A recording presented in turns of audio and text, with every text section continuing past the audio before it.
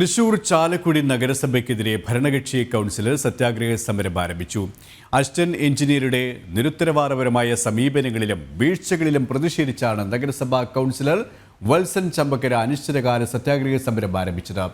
നഗരസഭാ ഓഫീസിലാണ് ഭരണപക്ഷാംഗം കൂടിയായ വത്സൻ ചമ്പക്കര പ്രതിഷേധ സമരവുമായി രംഗത്ത് വന്നത്. ഇങ്ങനെ നിരവധിയായിട്ടുള്ള സംഭവങ്ങൾ ചാലക്കുടി നഗരസഭയിൽ നടന്നുകൊണ്ടിരിക്കുകയാണ്. ഒരു കരാറുകാരൻ പോലും ഇവിടേക്ക് വരാൻ സാധിക്കാത്ത ഒരു സാഹചര്യമാണ് നിലനിൽക്കുന്നത്. എങ്ങനെയാണ് ചാലക്കുടി നഗരസഭയുടെ വികസന പ്രവർത്തനങ്ങൾ നടക്കുക? അവിടുത്തെ ഭരണസമിതി പോലും ഇവർക്കെതിരെ പ്രമേയം പാസാക്കി നിരവധി മെമ്മോകൾ കൊടുത്ത് എന്നിട്ട് അവിടേക്ക് വരുന്നത്. ഇവിടെ വന്നിട്ട് ചാലക്കുടിയിലെ വികസന പ്രവർത്തനങ്ങൾ തടയുക എന്ന് പറയുന്നത് അത് നോക്കി കണ്ടു കുത്തിയിരിക്കാനായിട്ട് ജനങ്ങളുടെ മുന്നിൽ ഒരു ജനപ്രതിനിധി എന്ന രീതിയിൽ അപഹാസ്യനായിട്ട് എനിക്ക് പറ്റില്ല.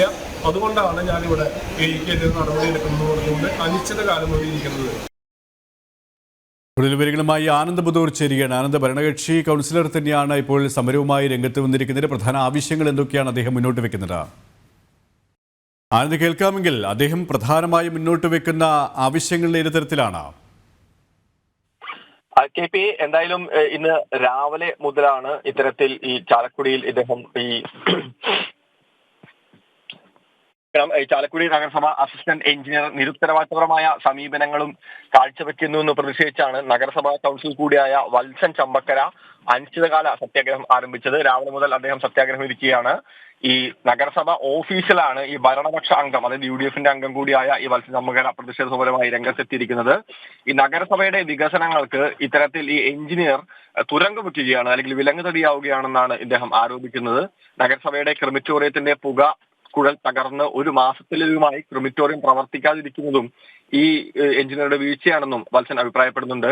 ചാലക്കുടി നഗരസഭയുടെ പദ്ധതി നിർവഹണ ഉദ്യോഗസ്ഥയായ ഈ അസിസ്റ്റന്റ് എഞ്ചിനീയർ അനാസ്ഥയും കെടുകാര്യസ്ഥയും മാത്രമാണ് പ്രവർത്തികളിൽ കാഴ്ചവെക്കുന്നത് എന്നാണ് പറയുന്നത്. ഇതുമൂലം നഗരസഭയുടെ വിവിധ പദ്ധതികൾ പെരുവഴിയിലായിരിക്കുകയാണെന്നും അദ്ദേഹം പറയുന്നുണ്ട്. കഴിഞ്ഞ വർഷത്തെ വാർഷിക പദ്ധതികൾ സമയബന്ധിതമായി പൂർത്തിയാക്കാതിരുന്നത് മൂലം വിവിധ പദ്ധതികൾക്കായി നീക്കിവെച്ച 2.5 കോടി രൂപയാണ് പാഴായിപ്പോയത്.